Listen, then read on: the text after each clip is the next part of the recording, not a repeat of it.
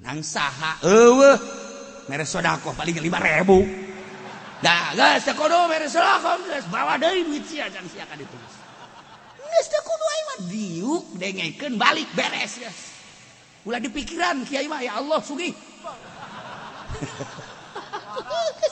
aing mah beneran bebeakan ya soal lagi pudoli teh sok hayang bae nya teu kudu aing mah mulya lain jaksia agung lain jaksia sugih lain jaksia kumaha Allah nu merena beres geus mah tadi lagi aing moal mere teu kudu mere geus beres bayar hutang sia bae heulanan ka ditu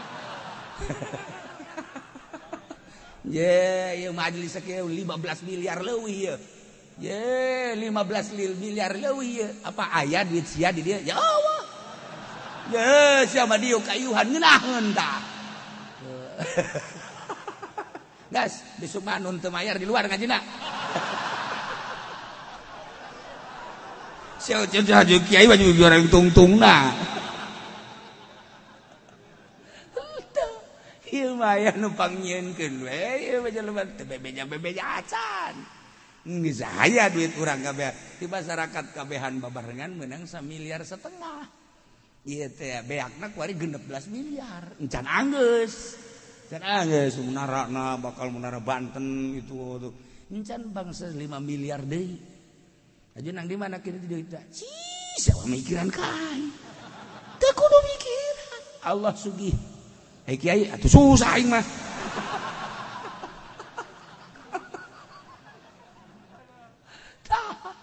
ieu mah lainna naon ye nek jaritakeun teh harisun alaikum masyaallah karim kasangserem Kangjeng Nabi teh supaya menang hidayah kabeh umat urang teh ieu teh ditaduturkeun Kangjeng kumaha Kangjeng teh amr ma'ruf nahi munkar mentek cek Kangjeng Nabi man ra'a munkaran falyughayyir biyadi selama lamun ada munkar boga kekuatan silakan melalui kekuatan bila perlu perang wa man lam yastati lamun teu bisa fa bilisan ngomong coprak cara ki pudoli dibayar ngomong teh dibayar henteu lain dakwah teh pokos kitu usaha tuh ieu nu bener sok aju kasinggung atuh lainnya na bae sia ge sarua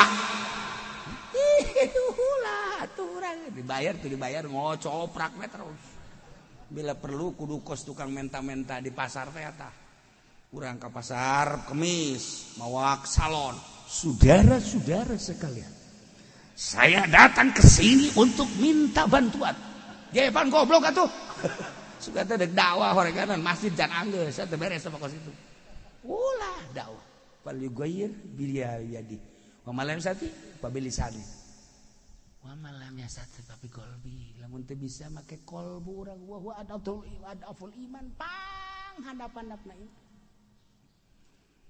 sapeker dipermasalahkeun ribut gede tapi nu liwat di hareupeunana rurundayan awewe teh dimasalahkeun je padieu naon ieu fitnah gede ieu teu kudu dimasalahkeun tasawuf atuh fal yughayyir biyadi wani nyana radio tatangga dibantingkeun TV tatangga dibantingkeun kunaon aya nu liwat dadana muka nyana ngahenen bae je tadi mah rada gede teh mah tinu imah rada gedean ieu ya goblok kiai goblok gantung kabeh kiai kos kieu masa ger beuratan eta tah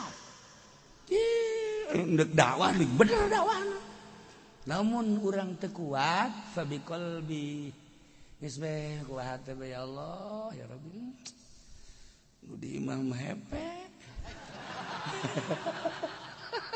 siapa lain dakwah pikiran nu di imah betul kan nah iyalah dakwah nu mantep urang dijadikeun kiai kuari dihormat ku jelema dibule ku jelema diagung-agung ku jelema dibuya-buya di dunia ye di akhirat teh salamet ka henteu datang ka mana urang teh ieu teh amar ma'ruf nahi munkarna kuari mah dikiaikeun kuari dibuyakeun kuari dimamakeun tapi di harapan Allah sia dibuya-buya teh, sia di mama-mama. Ternyata eta munkarat sia henteu ngomong-ngomong acan, bahkan hate sia resep sia. Nyaho sia ku aing dikiriman awewe baheno. Aju sia teu dakwah. Tuh kan urang mah ya Allah ya Rabb.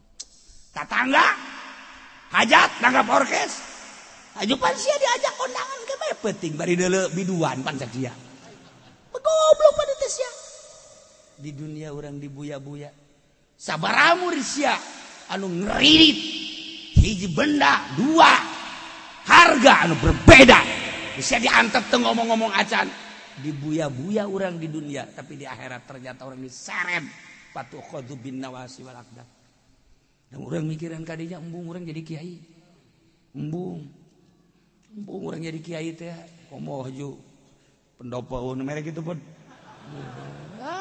dibayar paling 1 juta 2 juta ya ada getek yang mau dibayar kos gitu kan anas di akhirat ke neraka di dunia teh kabeli karimun acan enggak tolak mikir mah pod namun leti kos gitu kan tolak guys pokoknya mah lamun aya nu mere bangsa 10 juta gitu guys sepak habak bobalkeun kabeungeuttakeun sia ngajakan neraka ka aing sia tambahan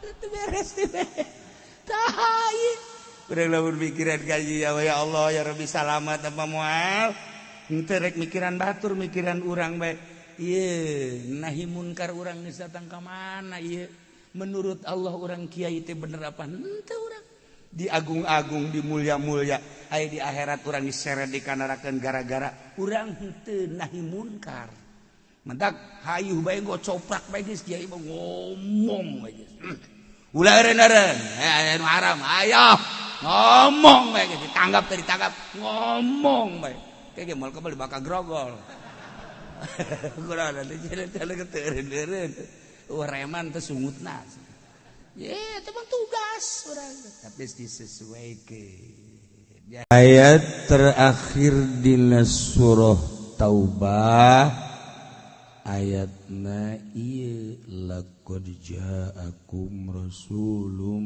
min anfusikum aziz al ayat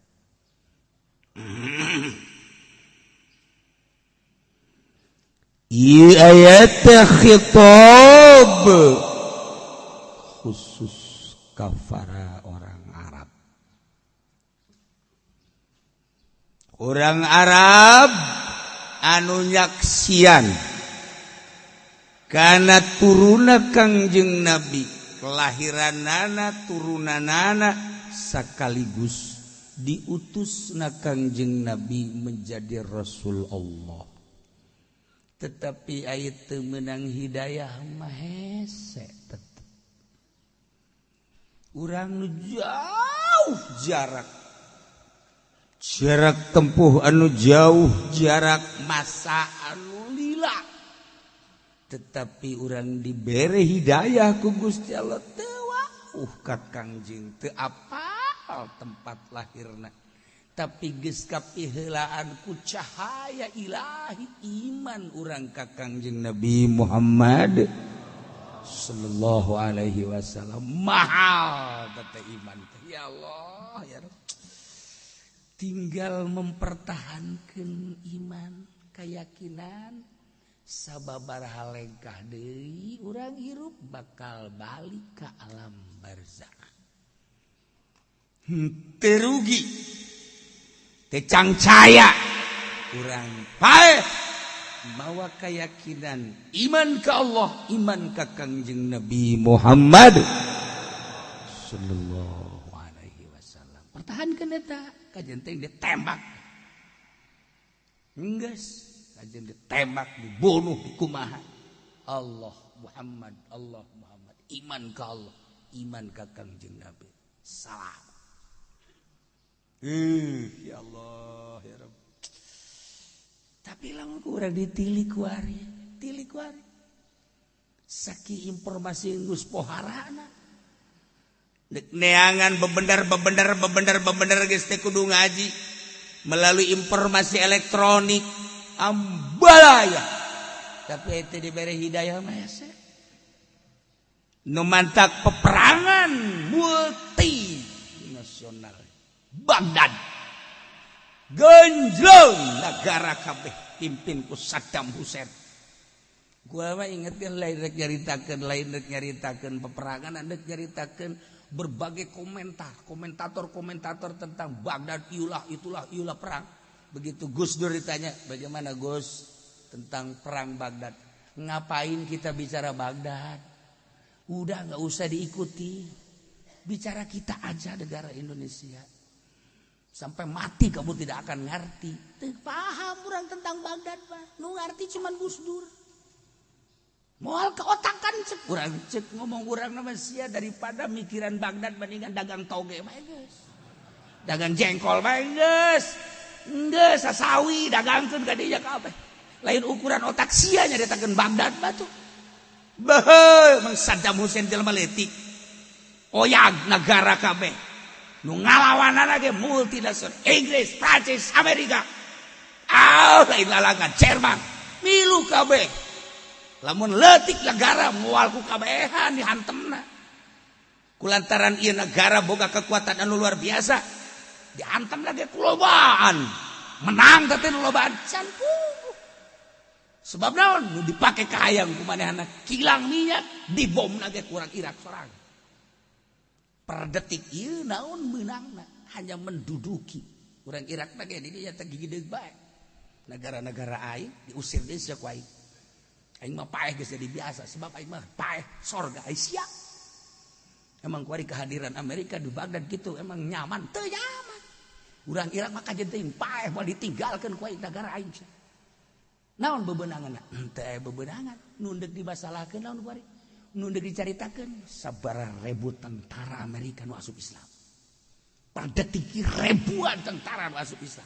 Urang dikaburkeun teu meunang nyaho. Nu potong leungeunna, nu eueuh ceelian, nu eueuh mataan, anu tanpa daksa teu bisa leumpang ku ari di Amerika, ribuan jelema asup Islam. Saddam Hussein wasilahna. Urang mah kan teu nyaho informasi nu sabenerna. Kula ge jawab teh ti almarhum almarhum Gus Dur. Udah, kula nyaritakeun Baghdad saya. Pagawean urang bae sakitu. Moal kaotakan busia. Ye, sakolan teu daun teu nyaritakeun Baghdad. Ulah gitu Gus. Atuh kayak resep bae. Tapi emang gua Baghdad bah negara 1001 malam. Emang kumaha sabaran nabi anu diturunkeun di dinya. Lain sembarangan negara teh mah negara kuno. Amerika negara anyar. Inggris negara anyar. Kalawan negara kuno. Menang teh gan sakadar di mata dan mengklaim hasilnya datang ke kuari ralang sadan hutang teh gara-gara membabi buta ngalawan Baghdad teh ieu tokoh Baghdad tiba heula ti mimiti khalifah kahiji khalifah kedua dan selanjutnya aya gimbir-gimbir teh Saddam Hussein nah naon kitu ngaranna waliun min auliyaillah. Oyang negara kabeh ku Saddam mah. Kumisna bisa gede bisa leutik. Saddam. Lamun geus disorot di televisi urang dari Saddam teh di satu sisi urang resep, di satu sisi urang sieun kanyan. Aing neuleunya eta aing resep aya tapi sieun aya. Sakitu ge jauh urang ka Baghdad di dieu. Komo jeung jelemana. Tentara Amerika di dieu doang grup emang kumaha gitu. Teu diberitakeun kan kitu-kitu nama. Keistimewaan jeung kemaziahanana sabaraha ribu orok anu digaranan Saddam lamun lain gerak Allah moal bisa. Ya di Indonesia bae ge sabaraha ribu orok nu digaranan Saddam karunyin di awakna ge. Teu gara-gara cara Saddam teh kitu. Ya Allah ya Rabb. Nah, ieu mah keur carita hidayah melalui peperangan. Ternyata hidayah didapat melalui peperangan. Ieu mah keur carita maha kuasa Allah henteu rek nyaritakeun peperangan multi jeung Baghdad lain.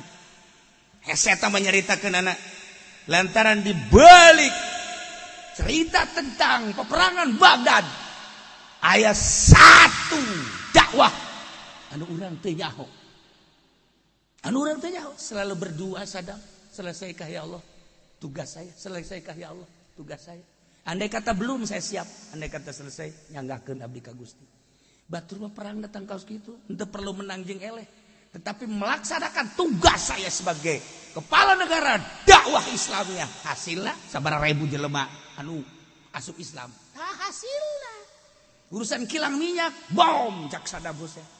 Eta mah nu pangeran, kurang ulah punya ulah. Tinggal Amerika bae begitu dibom teh ku Saddam. Wah. Hah? Naon jang urang. Bingung kan Amerika.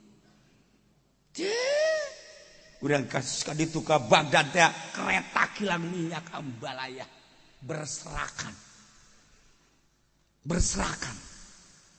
Negara acak-acakan. Tapi orang Irak bangunnya tenang, tidak bermasalah. Junaidil Baghdadi aya di Baghdad, Abu Bakar Shibli aya di Baghdad, Syekh Sri Sikti aya di Baghdad, Syekh Ma'rufil Qurhi aya di Baghdad, Tuan Syekh Abdul Qadir Al-Jailani aya di Baghdad. Tokoh-tokoh sufi dunia anu kuari jadi rujukan seluruh dunia aya di Baghdad kabeh. Tenang orang Baghdad, iya itu. Per detik ieu apakah kacau orang Baghdad? Ketika ya orang Amerika geus deuk siap bae. Orang Baghdad asal dari orang Amerika geus.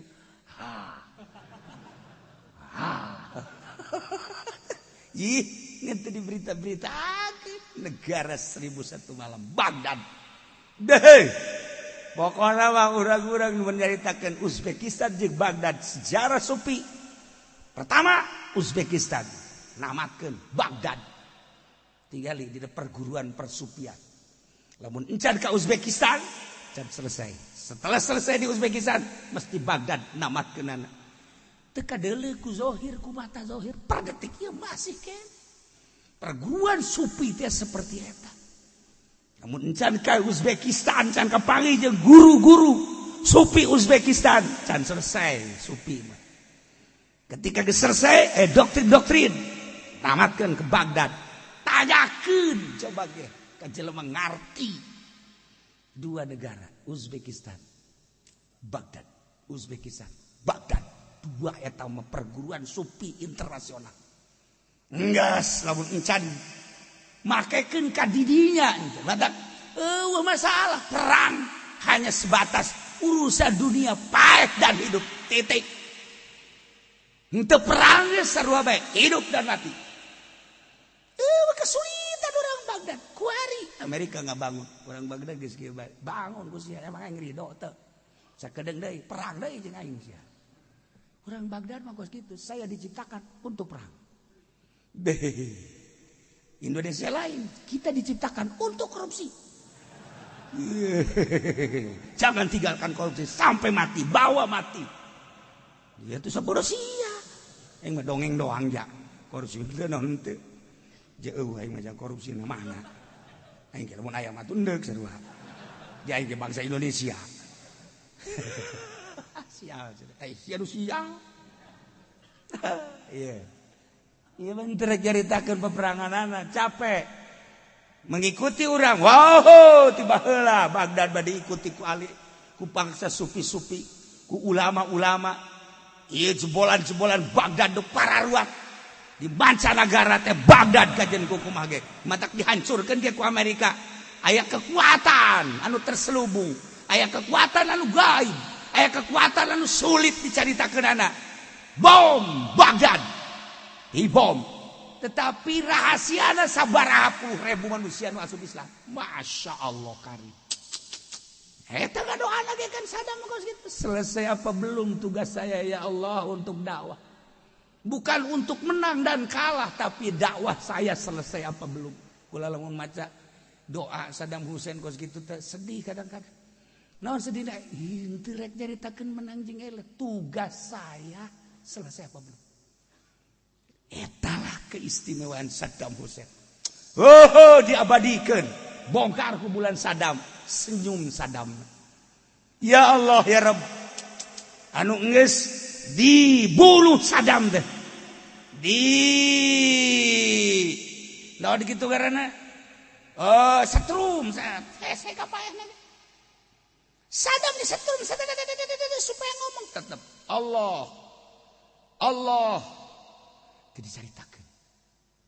Setrum deui Saddam di dia Allah ingat ke Hajjaj baheula Allah selesai sudah ya Allah tugas saya tek hai bikeun kubur gali setelah 1 tahun geus diabadikeun senyum seungit caririk sa Baghdad kabeh hehehe henteu rek caritakeun naon deuk caritakeun teh hidayah bangsa Baghdad hidayah bangsa kafir nu asup Islam kudu melalui peperangan da kumaha atuh nya kos kitu hidayah di urang teh eta loba pengusaha-pengusaha Cina nu berhasil teu daek ya asup Islam tapi begitu dibere susah deui asup Islam hidayahna kudu ku susah sabaraha encek anu asup Islam di urang ku susah cih ayo geura anu kamari di demo gubernur Jakarta saha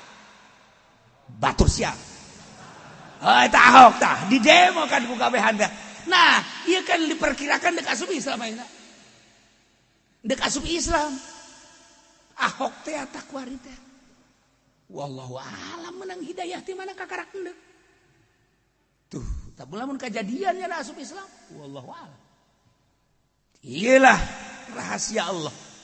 Kamari sandeg-degeun henteu deui. Kuari radahan ente mancan nyaho kan kuari perkembangan Ahok ya tinggalin zaman sia mah tuh ya mengikuti corona bae corona Ahok ikuti ku sia ya hampir kuari teh deuk asup Islam ya perkembangan politik teh ulah leleluarna doang jerona keur kumaha ieu nagara teh sampekeun duit aya naon nih di jero teh kekacauan dan lain sebagainya eta mah urusan lah tapi ieu teh di jero da aya naon yeuh menteri ieu dan di jero teh keur pasini pancen kieu emang ngosok ka ditu lelebah mang sia dakeun aing segala naon tah make jas teh eta aing eta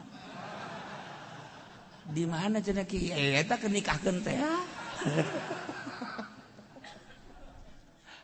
siapa teh nyaho urusan anak teh nyaho aing mah kedelu beungeut na bae teh nyaho kaler kidul sampai geus aing resep ya ngajen nu geus kiri resep jeung nu barodo ki resep geus urang bagian urang we nu barodo lah habaknya lah penting salamat bener teh daripada nu palinter kabalinger geus informasi setik-setik we ulah loba-loba informasina sakitu bae heula ke minggu hareup lain deui ge aya anu masuk Islam teh hidayah teh keur ngagoler di rumah sakit bos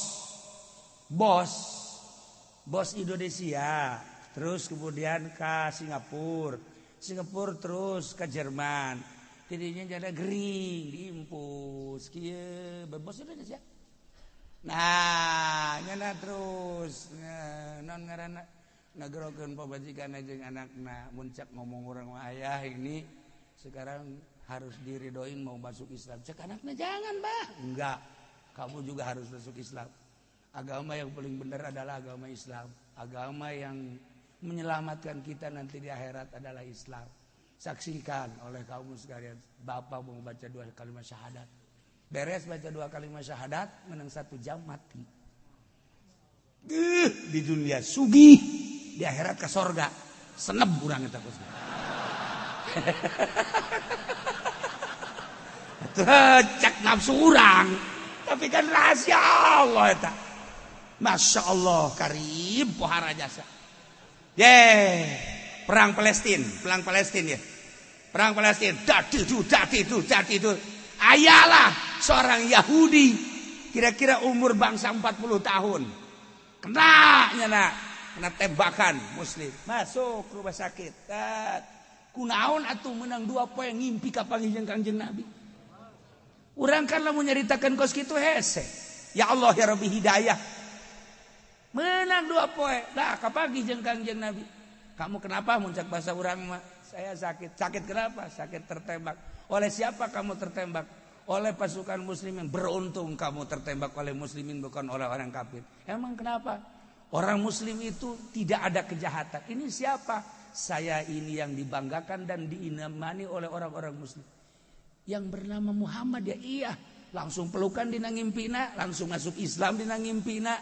Ku Kangjeng Nabi diusap penyakit urut, tembakan sat, hudang cager, langsung nyana baca la ilaha illallah, la ilaha illallah, la ilaha illallah, la ilaha illallah. Dokter kaget. Ina naonan. Ya Allah, ya Rabbi. Wah, sudahlah keluar la ilaha illallah, la ilaha illallahan. Hampir ditembak di rumah sakit. Jangan, coba biarkan. Kita tanya dulu ada apa. Begitu ditanya seperti apa? Dibukukan. Kukula boleh bacakan bukukan. Bahasa Inggris masalahnya.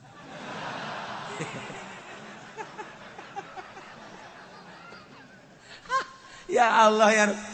Iman cerita naon lain cerita naon hidayah datangnya teh melalui impian nu tadi melalui penyakit tadi melalui perang maha kawasa Allah ye tentang urusan Allah hidayah innaka la tahdi man ahbabta walakinallahu yahdi man yasha jelema nu dipake ka dedeh ku Kangjeng Nabi paman sorangan anu urusan Kangjeng deudeuheun nyahan Kangjeng Nabi kajeun mang kumaha ge ke kukula dibela di hadapan Allah nu penting mang iman ka Allah iman ka kaula teu cek mang ya Allah bersorangan nu dipake ka dedekunya teu diberi hidayah mah teu mahal hidayah nah ieu marek caritakeun teh Kangjeng Rasul teh diturunkeun ku Gusti Allah di Mekah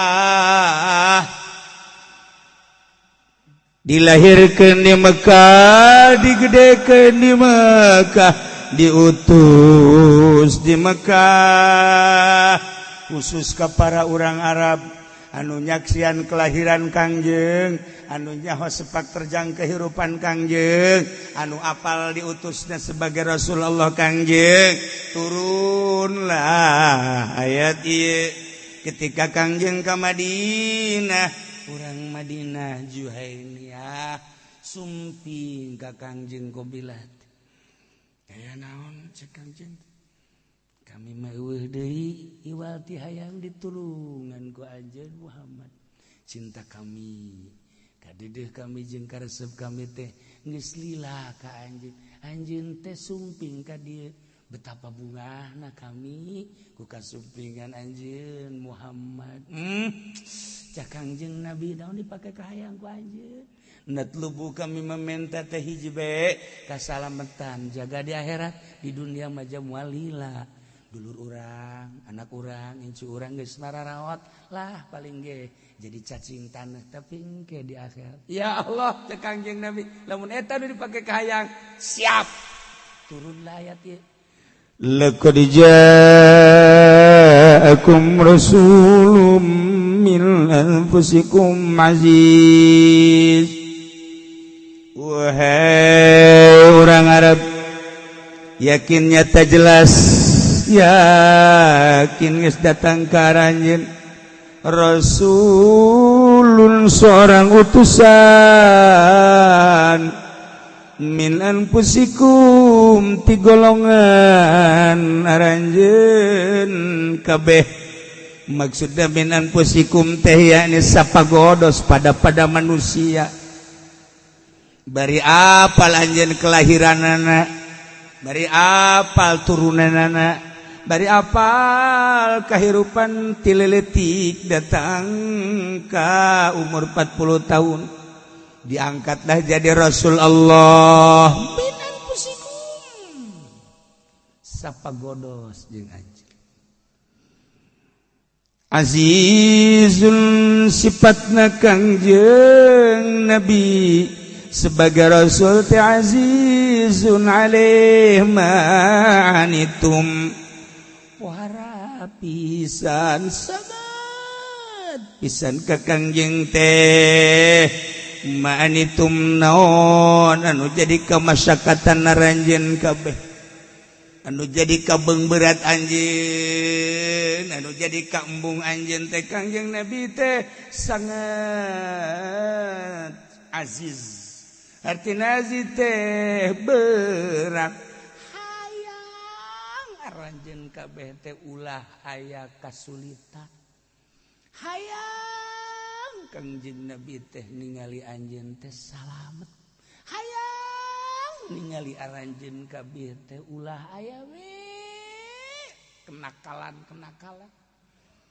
dibere karakter Kangjeng teh diturunkeun ka dunia diangkat jadi rasul azizun alaihi ma anittum pohara luar biasa Kangjeng Nabi menginginkan urang Arab kabehan khususna ulah aya kesulitan ketika urang Arab bagian kesulitan sangat sulit Kangjeng Nabi ketika urang Arab aya kategendahan Kangjeng leuwih tegenah deui ketika urang Arab teh aya ka embung Kangjeng Nabi leuwih embung ulah aya kategenahan terhadap orang Arab khususna umumna ka umat muslimin muslimat ulah aya Kangjeng Nabi teh azizun alaihi ma anittum berateun ketika deuleu umatna ngarasa berat teh masyaallah numantak hudang ti kubur teh Kangjeng teh ummati lain inget ka sorat ummati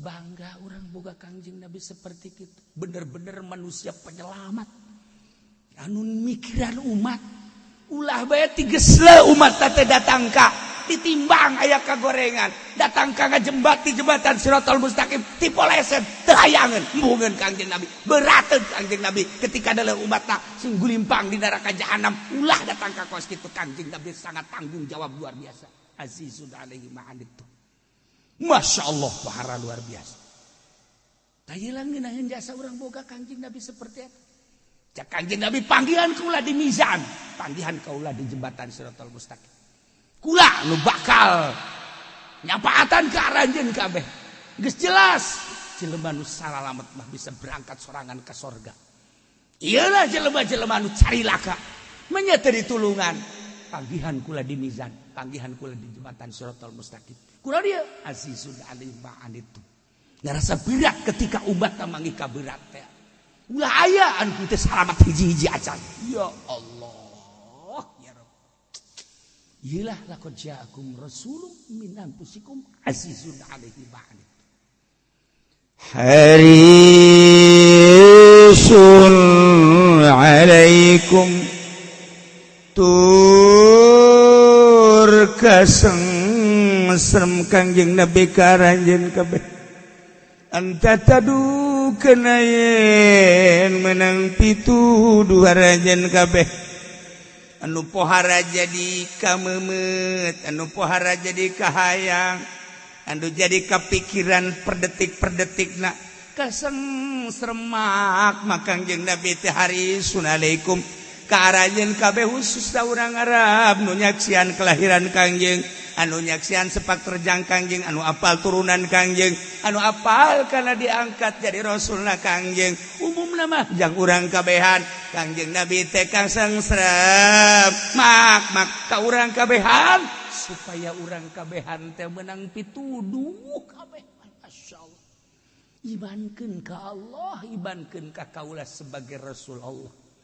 ulah datang ke salah ngimankeun oh dari penyelamat iwal ti kula cek Kangjeng Nabi nu nuduhkeun bahwa Sang Maha Khalik adalah Allah nu nuduhkeun melalui kaula syariat nu nuduhkeun melalui kula karena berbagai hakikat kula teh hayang anjeun teh meunang pituduh wabeh ulah hayang kaluar tina hidayah harisun alaikum numantak diteruskeun ku hari perjuangan Kangjeng ku para ulama sarua ngabogahan azizun alaihi ma anittum harisun alaikum lamun kiai dan teu boga harisun alaikum henteu kasrem hayang menang pituduh ka mana bae umat teh lewatna leumpangna mengkolna diantep ieu kiai anu bahaya nu kos kitu anu hararese urang teh ieu teh harisun alaikum kasem-sem hayang menang pituduh ulah aya kesalahan di mana aya kesalahan umat teh urang teh sebagai kiai cemburu aduh bagi jeung salah eta teh teh yahueun keur gahareupan neraka aslina bapan urang teh keur dicekelan ku malaikat embun-embunan urang wa ma min dabatin fil ardi huwa illa huwa akhizun binasyatiha urang teh keur dicekelan embun-embunan teh ku malaikat sakapeung waktu malaikat mawa urang ka majelis taklim mawa urang ka masjid mawa urang ka pengajian sakapeung waktu mah nafsu urang menggebu dibawa urang teh ku malaikat teh melalui nafsu dibawa ke orkes dibawa ke tempat judi dibawa ke tempat zidah dibawa ke tempat mabuk naudzubillah min zalik itu dibawa ieu teh urang teh masyaallah karim nah ketika dibawa ku malaikat dikamasjidkeun bunga urang harisun alaikum dibawa ke tempat pengajian harisun alaikum dibawa ke tempat benar harisun alaikum ketika dibawa ke tempat maksiat nyeri hati urang ya Allah ya Rabbi teh nyahueun teh keur dibawa ka neraka nu sabenerna dibawa ka neraka teh ku malaikat teh ditarik-tarik tuh ya Allah ya Rabbi aslina makan seperti eta aslina Masya Allah karim urang teh ieu teh henteu karasa bahwa urang keur dicekelan ku malaikat dibawa ku malaikat ya Allah ya waful mujrimuna bisimahum bakal kanyawan ke di akhirat jelema anu doraka dengan tanda-tanda jeung ciri-cirina kadorakaan jelema patukhadu bin nawasi wal aqdam diseredan buuk-buuk lamun awewe teh mah sak bin nawasi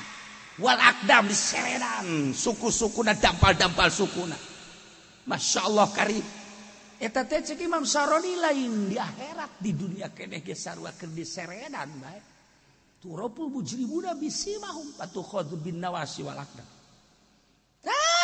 tapi jelema anu bagus mah haripu fi wujuhihim nadratan naim jelema anu bakal dikasorgakeun mah kajahoan dina wajahna nadratan naim cerah ceria dibawa ke pengajian kajian teuing teu dahar heula kuat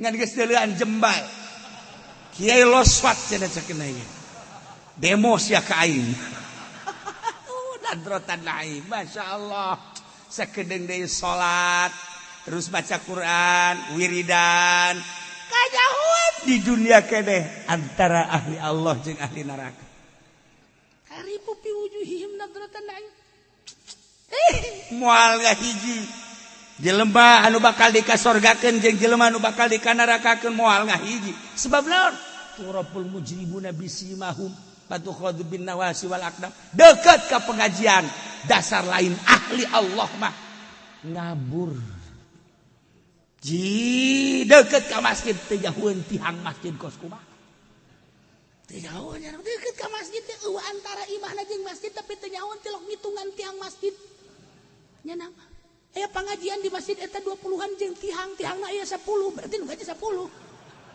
teh ya tuh kan tah ieu teh maksudna teu kajahoan ku urang bakal jadi ahli surga ahli neraka padahal kanyahoan nyingrai di dunia keneh urang kuari sa mobil haju ngahiji urang jeung camat di mobil urang ngahiji jeung camat deuk naon nu diobrolkeun bingung urang teh teu betah urang deuk ka Bandung pasti datang ka dieu bae ka Tangerang ganti mobil bae nya bapak-bapak kula-kula mah henteu datang beda ngobrolna hese tapi pan orang jeung santri deui mah geus sia tinggal nakolan we ieu ngindaheun deuk ngobrol naon bae kumaha urang mah sacalangapna urang ngindaheun eta urang sapagodos ngaranna teh tapi urang ngobrol jeung polisi deuk ngobrolkeun naon urang mah ngobrolkeun bintang jang naon bintang urang mah hayu coba hayu ngobrolkeun balok jang naon di mage ambal aya balok teu kapake tuh balok teu urang bisa bingung urang ya urusan sekolah teh jaho urusan tahapan derajat-derajat teh jaho urang mah diajak ngobrol ge lah sepira nu kos kitu babari-babaringan teu hayang nyaho sebab naon sapira kos kitu jadi dina hartina mah teu nyambung bae heulanan urang sa mobil jeung DPR deuk ngomong naon aya kecuali Ki Fudoli lain deui teh mah nya nama emang semi nya nama tuh bisa sama ngobrolnya mas sebab osok kayak bagianan apa per bulanan uang jago panjangnya gesok ngomong sia jadi pergi nang aing goblok sia barang penting aing ngadoakeun atuh aya ana bae ku kucuran sia ka aing saeutik kiai goblok beureun teh nya teu bisa orang ngobrol jeung DPR teu bisa nyaritakeun perkembangan politik yang teu bisa ieu deuk nyaritakeun naon ieu deuk nyaritakeun teh misah tu'raful mujrimuna bisima DPR jeung DPR bangsa ahli neraka PNS ya tuh anu teu salat sia mah sok ka aing teh goblok mana nu benerna heulanana tuh teu bisa urang tapi kan urang ge ngobrol kos kieu mah pan ngeunaheun bae sacalangapna urang sabodoh ngeunaheun teu ngeunaheun sabodoh sia ngaji los teu ngaji los moal cenah mah minggu hareup moal ngaji los geus aing mah nu gaji aing mah jeung anak aing bae rantai ku aing anak aing sia ngaji sia doan jeung aing bal bisa tetap sebab lah sebab nu dideuleu iwal ti Allah hiji bae ku Allah digerak-gerakeunana memang nang saha ditahan ka DJ nu ditahan nang saha eueuh mere sedekah paling 5.000 da geus teu kudu mere sedekah geus bawa deui duit sia can sia ka ditu geus teu kudu aing mah diuk dengekeun balik beres geus ulah dipikiran kiai mah ya Allah sugih aing mah beneran bebeakan ya. Soal lagi pudoli teh sok hayang bae nya. Teu kudu aing mah mulya lain cak sia, agung lain cak sia, sugih lain cak sia kumaha Allah nu merena. Beres. Geus mah tadi lagi aing moal mere. Teu kudu mere. Geus. Beres mah bayar hutang sia bae heulanan kan itu. Ye, majelis kieu 15 miliar leuwih ye. Ye, 15 miliar leuwih ye. Apa aya duit sia di dieu? Ya Allah. Ye, sia mah dieu kayuhan ngeunaheun tah. Gas, besok mah nun teu mayar di luar ngajina. Sia jeung kiai mah juga orang tungtungna. Ieu mah aya nu pangnyeunkeun we ieu mah jelema teu bebeja acan. Geus aya duit urang kabeh di masyarakat kabehan babarengan meunang 1,5 miliar. Ieu teh beakna kuari 16 miliar. Encan anggeus. Can anggeus munarana bakal munara Banten itu tuh. Encan bangsa 5 miliar deui. Ajeun nang di mana kieu deui teh? Cii, sawa mikiran kae. Teu kudu mikiran. Allah sugih. Hei kiai, atuh susah aing mah.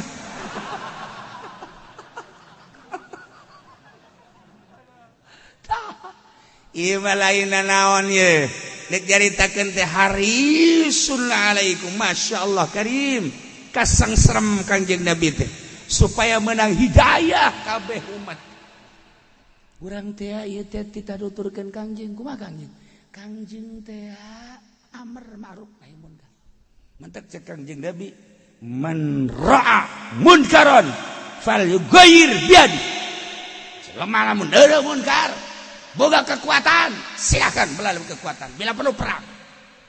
Wa man lam yastati lamun teu bisa fa bilisan ngomong coprak cara kipudoli dibayar ngomong teh dibayar henteu. Lain dakwah teh pokos kitu usaha. Tuh, ieu nu bener. Sok juga singgung. Atau lainnya nabae sia ge sarua. Ulah atuh urang dibayar ngocoprak we terus. Bila perlu kudu kos tukang menta-menta di pasar teh eta. Urang ka pasar Kemis mawak salon. Saudara-saudara sekalian. Saya datang ke sini untuk minta bantuan. Jepan goblok atuh. Suka teh deuk dakwah horeganan masjid can anggeus teh beres sama kos itu. Ulah dakwah. Fal yughayyir biyadi wa malam sati pabilisani wa malam yasati papi qalbi lamun teu bisa make qalbu urang wa huwa adaful iman pang handap-handapna iman sapeker dipermasalahkeun ribut gede tapi nu liwat di hareupeunana rurundayan awewe teu dimasalahkeun je padieu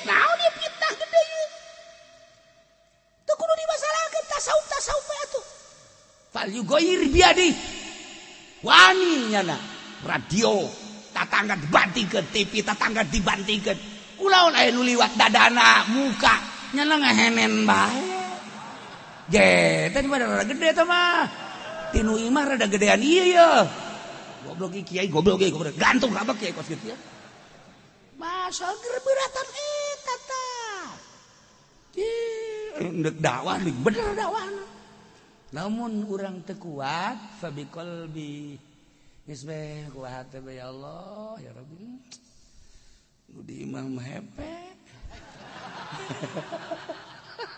siapa lain dakwah pikiran nu di imah betul kan nah iyalah dakwah nu mantep urang dijadikeun kiai ku ari dihormat ku jelema dibule ku jelema diagung-agung ku jelema dibuya-buya di dunia ya di akhirat teh salamet ka henteu datang ka mana urang teh ieu teh amar ma'ruf nahi munkarna ku ari mah dikiaikeun ku ari dibuyakeun ku ari dimamakeun tapi di hareupeun Allah sia dibuya-buya teh sia dimama-mama ternyata eta munkarat sia henteu ngomong-ngomong acan bahkan hate sia resep sia nyaho sia ku aing dikiriman awewe baheno aju sia teu dakwah tuh kan urang mah ya Allah ya Rabbi tatangga hajat nanggap orkes aju pan sia diajak kondangan ke bae penting bari deuleu biduan pan sadia goblok pan teh sia di dunia urang dibuya-buya sabaraha sia anu ngeririt hiji benda dua harga anu berbeda bisa diantep teu ngomong-ngomong acan dibuya-buya orang di dunia tapi di akhirat ternyata orang diseret patukhadhu bin nawasi wal aqdam dan orang mikiran kadinya embung orang jadi kiai embung orang jadi kiai teh komoh ju pendopo merek gitu pun dibayar paling 1 juta 2 juta ya ada getek yang mau dibayar kos gitu buat anas di akhirat ke neraka di dunia teh kabeli karimun acan enggak tolak ke mah pod mun leti kos kitu kan tolak guys pokona mah lamun aya nu mere bangsa 10 juta kitu guys sepak habak bobalkeun ka beungeutakeun sia ngajakan neraka ka aing sia tambahan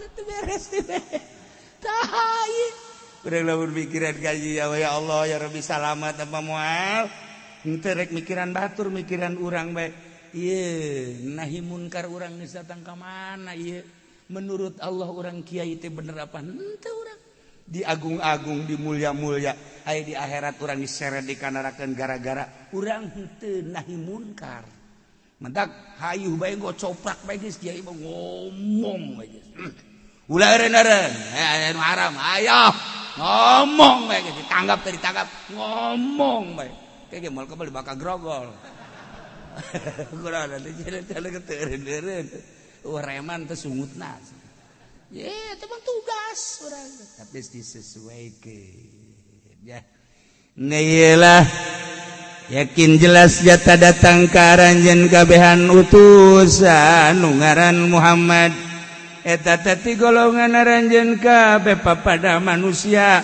nyaho turunanana jeung nyaho tempat kelahiranana anu azizun alaihi manitum harisun alaikum tinggal bil mu'minina raufur rahim falanas'alanna alladhina ursila ilaihim walanas'alanna al-mursalin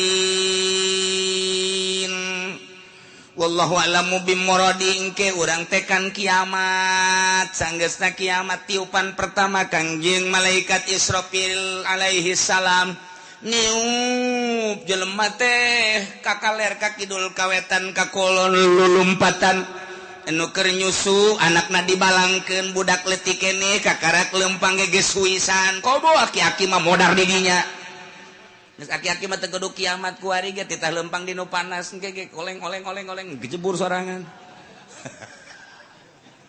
mantak lamun perangnya na mangke ku Amerika ge moal ditembak moalnya na perang tutut hook senjata nembak nu kieu cek antepkeun lupat sia lupat di kieu doang moal ditembakkeun hook luru aing geus sia budak beladik goplak nu kan bener kan paeh cenah mah geus sebenarnya aki-aki atuh teu kudu diangsongan senjata aki-aki mah angsongan sieni urang Lampung ayo saya kena naik paeh di luhur bateung nah ieu ke kiamat beres parae ganti bumi rata gunung Masya Allah mentak kurang lamun jaritakeun ente nyangka gunung teh bakal na angger horenganan tamur meresap gunung nuku urang kaciri teger watarol jibala ente neule gunung pajar ente magagah tegak luar biasa horenganan gunung teh lempang tamur meresap percis okos mega bae lempang gunung gengke balempang yuk kubalik hati sampai lelempangan kali kakak aju watarol jibala komidah disangka gunung teh teger kuat horenganan tamur marosahap leeh nana gunung sakitu tegerna leeh kok masih Juned aju ganti rata laut gunung kobe wah geus diterjemahkeun ku Raden Oma Irama kiamat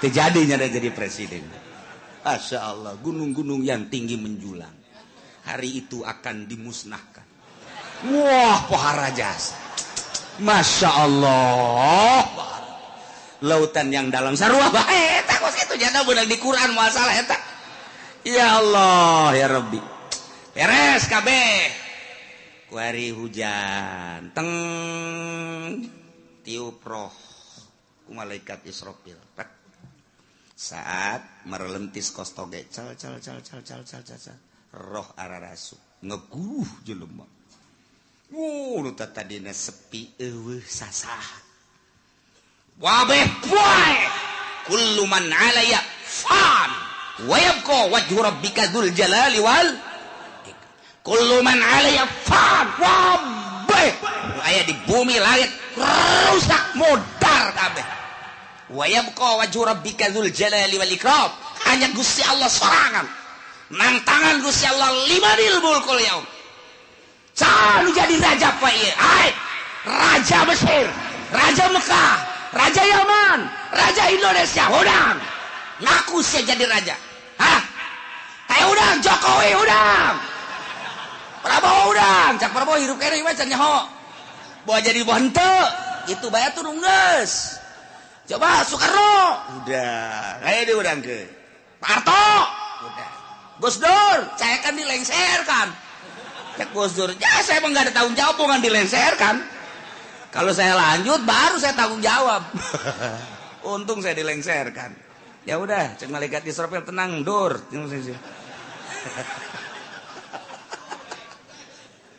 Masya Allah. Tantangan limanil mulkul yaum.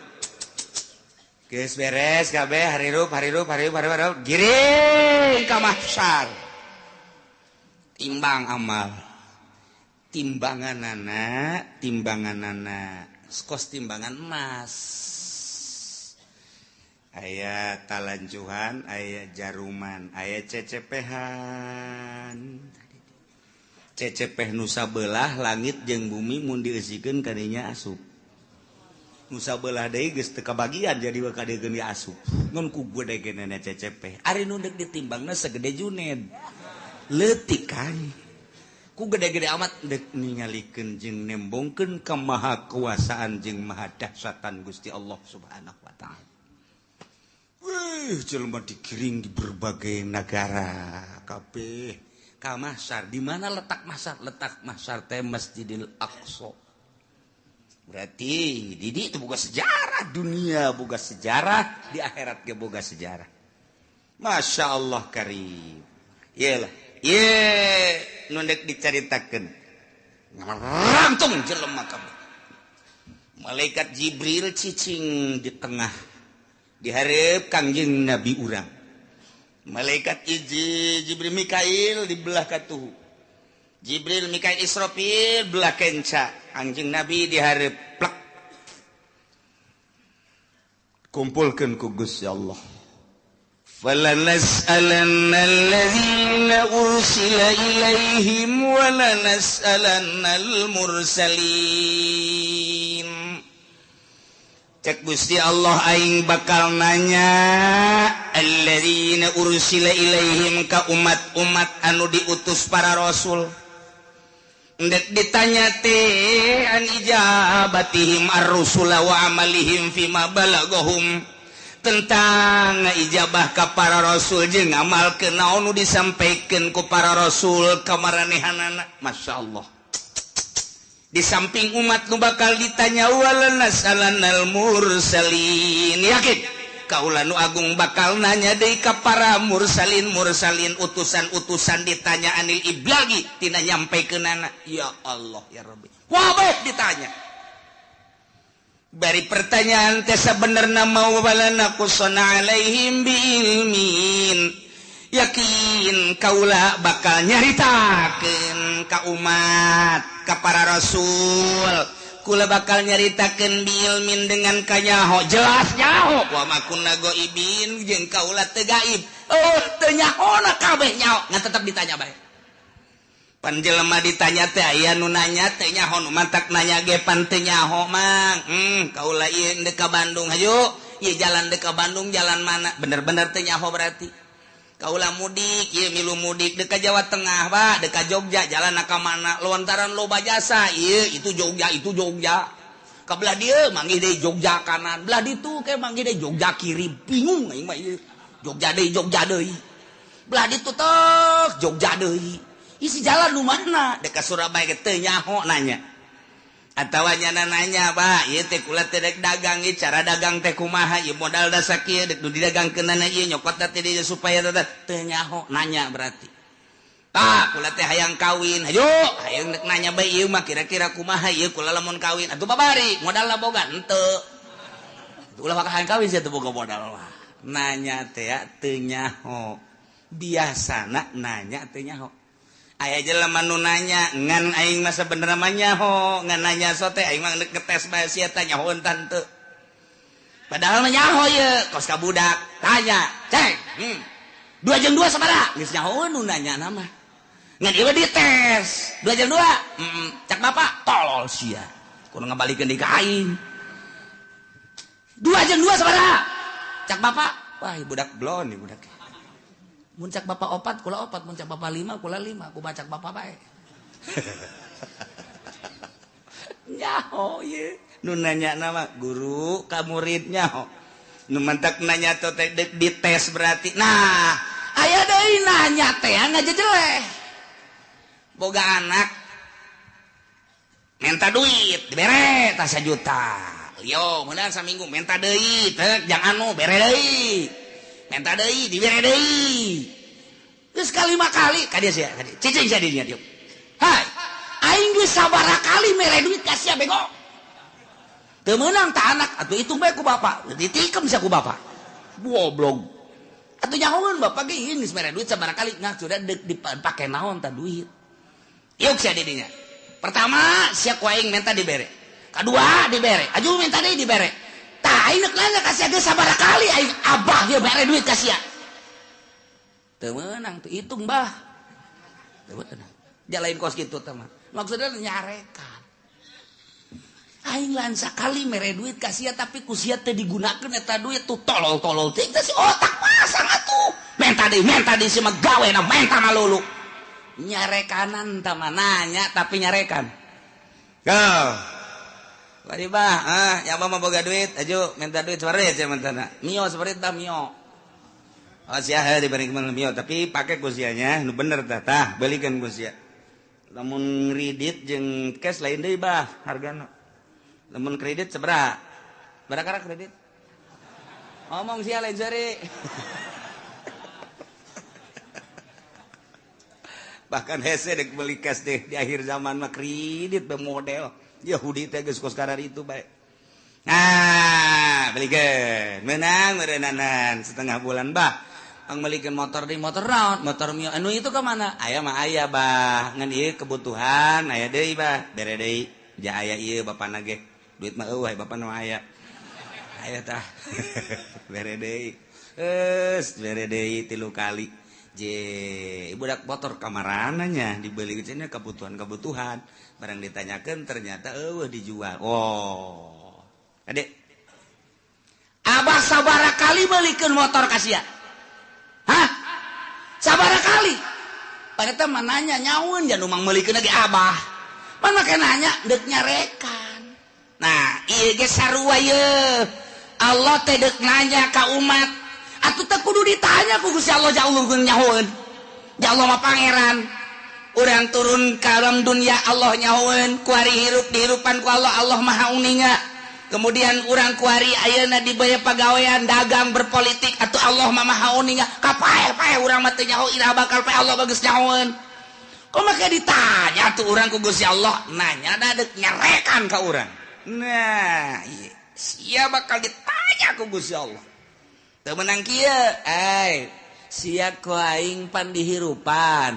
Nah, ieu sia harita teh hirup. Kemudian pagawean sia waktu hirup naon bae cak Gusti padahal Allah nyaho. Cak urang teh atuh coba bae Gusti ka nyahona tumpahkeun ka dieu. Wah, dikerekem sia ku Gusti Allah. Teu menang kos kitu nyanggakeun sadaya-daya Gusti. Paulun Gusti Maha Uninga. Nah, ieu bakal ditanya urang. Kabeh ditanya. Urang sebagai makhluk ditanya, Kangjeng Nabi lagi ditanya sarua bae. Urang ditanya tentang naon? Tentang an ijabatihim ar-rusul wa amalihim fima balaghum. Urang teh ngaijabah ka Kangjeng Nabi. Narima kana ka Kangjeng Nabi syariatna jeung ngamalkeun datang ka mana? Ditanya. Zaman Kangjeng, zaman sahabat, zaman tabi'in, zaman para wali, kuari. Junaid maju. Enggak. Zaman saja hirup beye aing mah lain nanya rajana lain kiai sia nu nyampaikeun amanah para rasul nu nyampaikeun nu tabligh nyampaikeun amanah rasul sa zaman sia abdi harita teh kitu mui abdi harita di kecamatan mah kitu Kiturmudi naiknya ke kabupaten ju naik dinya ke provinsi pernah nyampaikan ai dibayar nyampaikan ai henteu mana muina mana mui panggil muin ih kuari ngana ngeungeunahana mui nagara sia saha harita mui abdi aya orang kronjo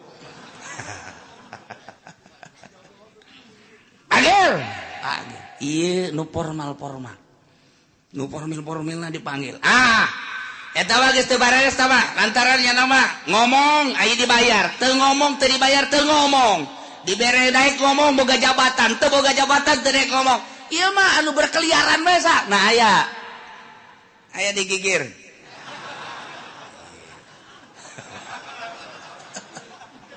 disebutan di Jakarta kiai anu di kampung kiai anu pernah nyampaikeun pernah cara nyampaikeun aku mah muludan bere duit eta lah lamun teu dibere duit ngaco ulah nu eta nu asli nu nyampaikeun nu asli saha yo ayo geura budi bejakeun diangsongkeun ka hareup deui kumaha coba eta urang lamun geus dikitukeun kumaha eta di hareupeun Gusti Allah nah sia zaman ieu pernah nyampaikan nyana bahwa Nabi akhir zaman Kangjeng Nabi Muhammad pernah.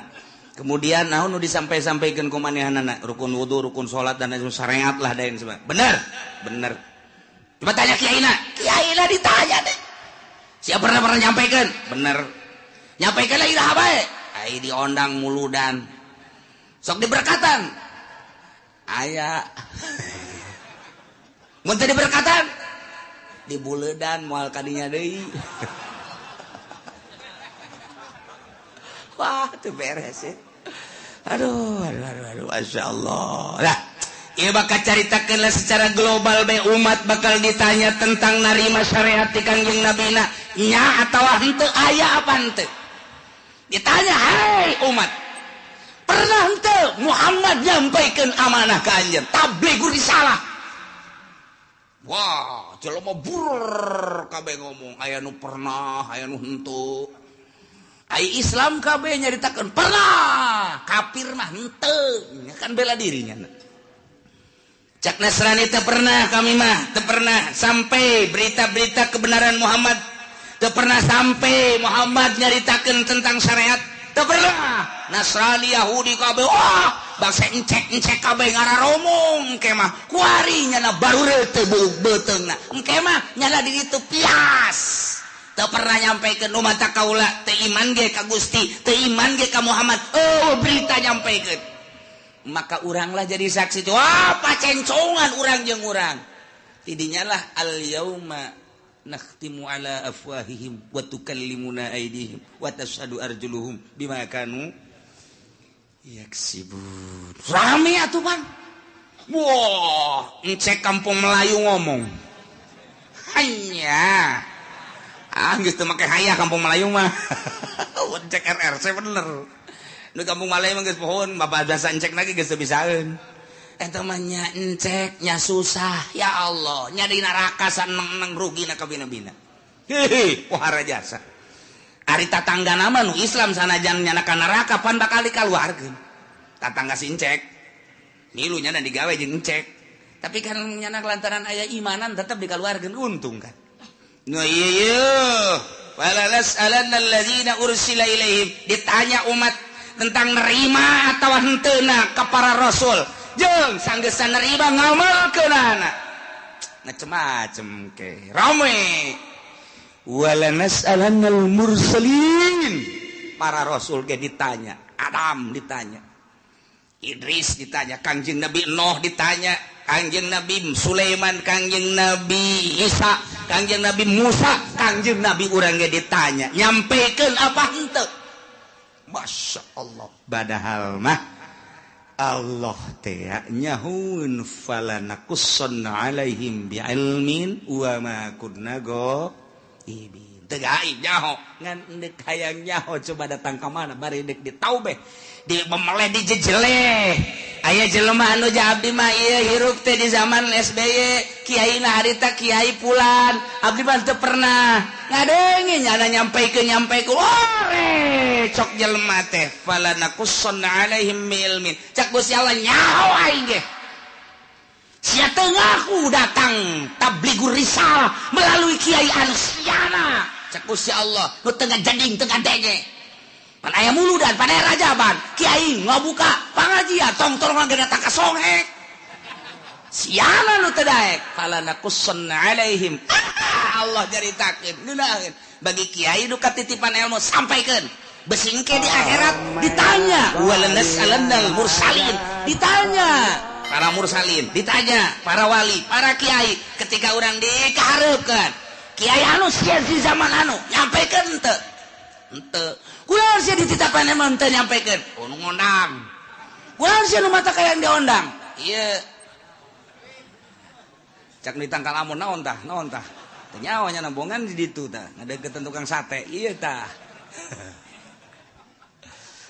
Tuh kan ditanya kabeh umat ditanya para rasul ditanya Gusti Allah umat ditanya para wali ditanya umat ditanya kiai ditanya kabeh mana teuing ramena nah wa ma kunna ghaibin sabenerna mah atuh aing teu gaib eueuh teu kanyaho teu nyaho an iblagi rusul wal umamil khaliyah bima fi ma amilu nyaho tentang nyampaikeun para rasul nyaho pisan atuh uning pisan jeung umat anu sepi tidak pengamalan nu ngamal jeung nu henteu nyaho Allah secara perinci juz'i satu persatu nyaho Gusti Allah. Si ieu gadenge, si ieu ngamalkeun, si ieu narima, si ieu teu ngamalkeun, si ieu narima, si ieu ngamalkeun setengah, si ieu narima, si ieu ngamalkeun poara, si ieu narima, si ieu teu ngamalkeun nyaho Gusti Allah bakal dicaritakeun hiji-hiji falanakussanna alaihim bi'ilmin wa ma kunna ghaibin. Lu gaib ya Gusti Allah Gusti Allah maha uninya nu mantak urang kuari salat ti penting teu kudu dikanyahokeun ku tatangga cukup ku Gusti Allah engke bakal ditanya ketika ditanya aya teh berita tablighur risalah aya melalui saha kiai anu sia ngamalkeun tante nyanggakeun sadaya-daya ke Gusti maha uninga abdi penting-penting ge hudang haju kiai haju HS deui eta nu ku aing ditolol-tolol ge sia goblok sia hudang mah hudang tapi ngan kiai doang. Tapi kan uninga Gusti Allah aing nyaho ka sia sok ngaji. Lempang ngaji nyaho aing ngadengekeun nganyaho haju ngamalkeun nyaho penting sia hudang haju tahajud. Aing mah keur nanya bae cek Gusti Allah sebagai pangeran. Ditanya ku aing hidup padahal mah aing geus nyaho falanakussanna alaihim biilmin wa ma kunna ghaibin. Nu gaib jang aing mah aing nyaho ka sia narima ti kiai anu kemudian sia ngamalkeun. Gas kebelah dia. Ya, sia. Jaman sasia. Abdi bareng jeung si itu hirupna. Pernah sia ngadege urang ti kiai. Pernah. Ngamalkeun. Gusti maha uninga teu kaburu Gusti. Naon bae kasibukan sia? Abdi di pabrik Gusti. Mana babaturan sia anu di pabrik? Aya tuh itu. Sia ka di pabrik. Sia eta neangan duit jang kitu napakah pamajikan jeung keluarga sia sempet salat abdi mah minggu ngaji lamun teu keur gawe emang aya nu minggu gawe aya abdi mah ieu teh ai naon kitu ngaranna kesempatan salat mah salat tah bareng sapabrik sia pan sia mah salat sia henteu nyangageun Gusti deuk kuas wa ma kunna ghaibin nu gaib nek ngomong naon sia aya dalilna tah babaturan sia mah jadi pabrik ke sapabrik bala jeung sia malah sakontrakan sangarendeng sia mah ja salat sia nu henteu nah nu matak sapabrik aya bae tah nu dibere daek salat jang dalil engke di akhirat besinya ngomong Gusti bongan abdi mah dibere susah haju di pabrik teu kaburu salat Gusti neangan duit bae babaturan sia datangkeun ja susah sarua pas salat sia ka ditu atuh dek lompat ka mana sia ayo sia dalu wabakun la goibin waduh gaib jago sia tah mah dek nyarekan bae supaya kadenge ku ban sojen tinggal babaturan-babaturannya na waduh si itu dicarekan moal teu aja dicarekan dek lompat ka mana ieu dek lompat ka mana nah kabeh bakal ditanya falanakussanna alaihim biilmin wa ma kunna goibin tanya hiji-hiji bari Allah nyaho lu goib ka Gusti Allah supaya jelas Allah teh pangeran dek ngajejelek jelema ditanya ku Gusti Allah kunaon sia persiapkeun ti kuari jang engke ngajawab pertanyaan eta lain lalagaan ieu mah Al-Qur'anul Karim wal waznu yauma idzinil haqq ya Allah timbangan lil amali dipasang lisohaikiha atawa jang nimbang amal bimizanin lahu lisanun timbanganana aya jaruman wakafat ali aya 2 cangkok 2 mangkok 2 cecepeh kama waroda fi hadis kanjeng Nabi geus ngajelaskeun ayat 3 hadis tu ngajelaskeun tentang sifatan mizan tentang pertanyaan jaga maksudna naon timbanganana jelas nu ditimbangna apa jelemana apa amalna apa bukuna eta lah kanjeng Nabi nu ngajelaskeun aya nu jelaskeun kanjeng jelemana langsung diayakeun di hadis lain kanjeng Nabi nyaritakeun jelemana mah tetep nangtung di itu nu ditimbang adalah sohaik buku-bukuna cek sakaol mah lain buku-bukuna amal bae diwujudkeun ku Gusti Allah amal bagus herang bagus caang amal goreng poek joreng nu jelas mandek kumaha ge ima urangna wa ima bukuna wa ima amalna pan nu jelas mah tetep bae ditimbang-timbang keneh ialah ayatna wal waznu yauma idzin al haq timbangan nyata timbangan nu bener yauma idzin harita bakal dipasangkeun jangan sing hade faman saqulat mawazinuhu faulaika humul muflihun sahaja lemah nu ditimbang berat amal hadena faulaika humul muflihun bahagia wa man khaffat jelema anu hampang mawazinuhu kahadeanana berat ku kagorenganana faulaika alladzina khasiru anfusahum jelema etalah anu ngarugikeun dirina waktu di dunia bohongan teu daek beramal bitaswiriha ilan nar ku sebab dijongklokeun ka neraka bima kanu bi ayatina yazlimun ku sebab maranehanana ngazolimkeun teu percaya ka ayat-ayat Allah subhanahu wa ta'ala nu ngantak urang mah alhamdulillahirabbil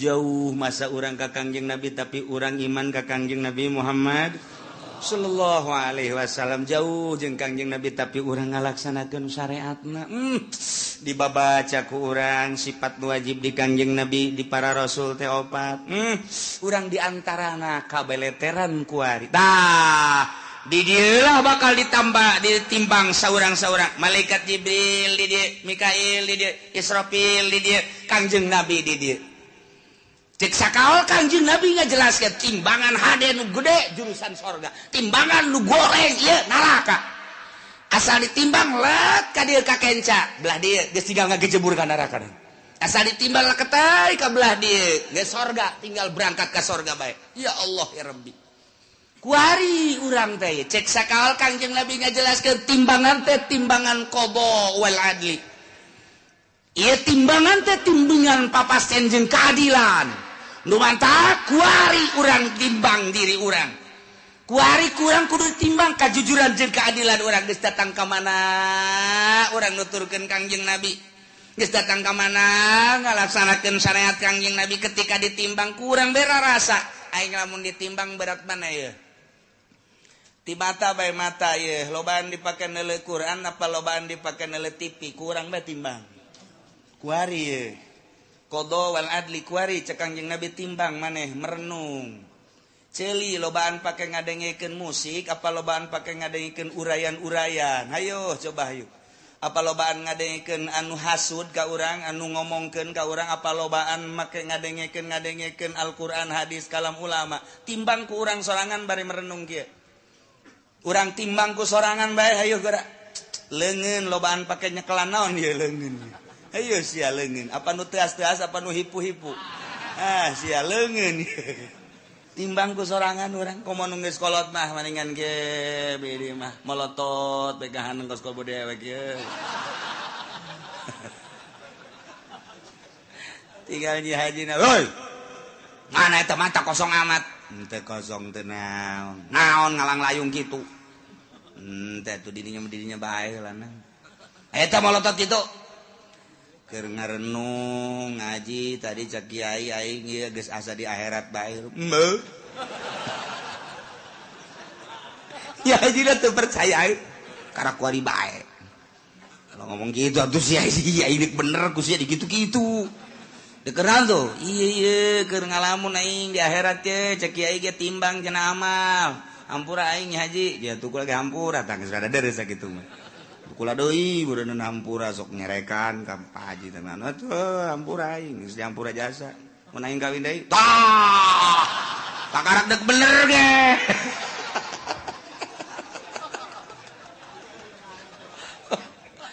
tah urang ngarenung ieu aing lamun ditimbang kuari andai kata paeh aing ye ditimbang beratan ka mana mulai urang ngurucut cai mata Gusti tibalik datang ka kuari Gusti Allah nyaritakeun kahirupan para rasul nyawa ditarohkeun jang ka Allah terus di para sahabat nyawa ditarohkeun abdi manarohkeun harta ge ku pait-pait teh di zaman para wali songo eta teh perang nyawa tarohanan urang lamun zalah ka Kudus masyaallah jana mapan balik teh dicacag nuku urang kuari di zarahan di Kudus Sunan saha ngaranna Kudus tuh siapa jarah bete nyawaran ayo kiaina poho buku aing ge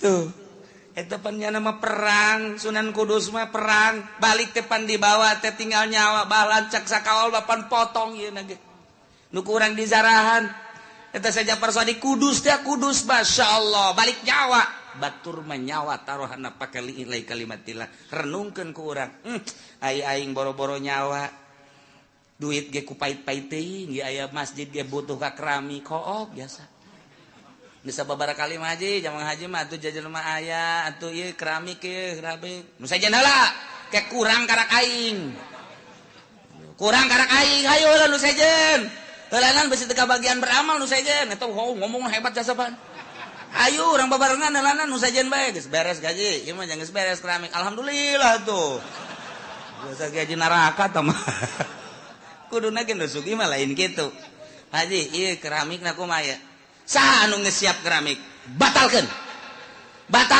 geus Pak Haji duit loba di bank anak geus di ngaranan ari Pak Haji na aing mah teu boga duit sial teh Ki Haji tolong emang nu sugi mah kos kitu bloon batur bae dikesek-kesekeun tah hayang urang mah hayang ngadenge tuh geus kitu Mang anu sekian meter geus aya sabaraha eta aya 20-an mah bejakeun ka Mang Anu lain teu butuh kitu nya dieu mah deuk ku Pak Haji bae kabeh sapira 500 meter lah sabaraha kebon 500 meter geus tuh jual ke buat tetangga habak beres oh bener lagi Haji dasar pelit-pelit bae tah ngeunaheun urang ngadengena bejakeun geus dulu sadaya hampura ieu mah deuk ditarima bae nu 1 meter 2 meter ngan ke dialihkeun ka nu sejen sebab ieu keramik ditangkes ku Pak Haji Anu oh maksudna abeh teu kesel deui cek jada teh aja ieu mah duitna aya naon teh alhamdulillah atuh nu kami mah deuk sakanaonkeun bae kan ngeunaheun teh mun aya di lembur nu kos itu ieu mah henteu Pak ayo heula ke kurang aing kurangna 1 meter eta nu dimaksud ku aing aduh ya udah sugih dur-dur pet nu kos kieu tah iyalah wal waznu yauma idzinil haqq fa ulaika faman saqulat bawazna Kangjeng Nabi na di dieu maksudna naon eta Kangjeng Nabi di dinya cicing ya Allah ya Rabbi Kangjeng Nabi lain samaneh ketika ditimbang umat Kangjeng teh ti heula pan al awwalun al akhirun umat Kangjeng Nabi teh pandeurina diayakeun pangheulana ditimbangna Kangjeng Nabi di dinya sabelah Kangjeng Nabi cicing di cukang neraka jahanam Masya Allah lain lalagaan Kangjeng Nabi memang kumaha begitu ditimbang teh nu kadeu ku Kangjeng Nabi leket teh ka kenca Kangjeng Nabi nyekelan surat ulkoh ngaranna tek gegera dikerjakeun tak naon cak dibero lalu bomong berat antah tadina ka ditu kok jadi ka ditu salam surat leutik mah eusina la ilaha illallah muhammadur rasulullah eusina eta tah leutik jasa surat asal ketei ka ditu naon teh cak dibero lalu nu penting salamet bae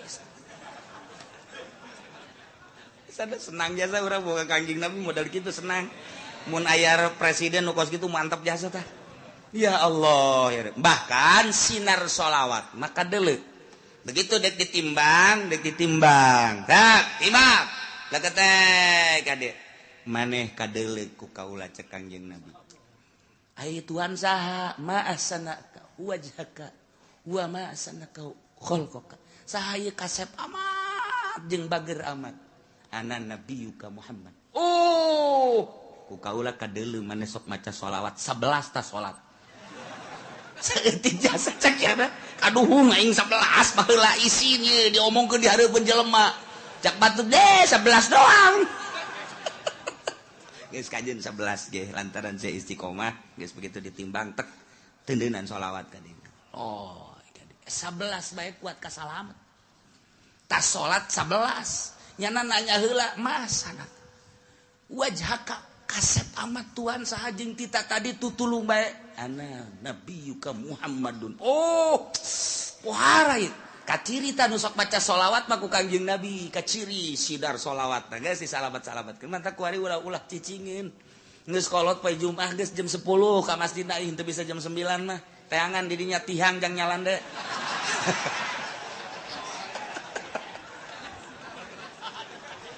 tungtungna lain baca sholawat tasbih ka mana mata ka mana bahkan aya nu nyokot ge tah babaturan tasbih teh nyaho nya barang hudang aya tasbih aing ka mana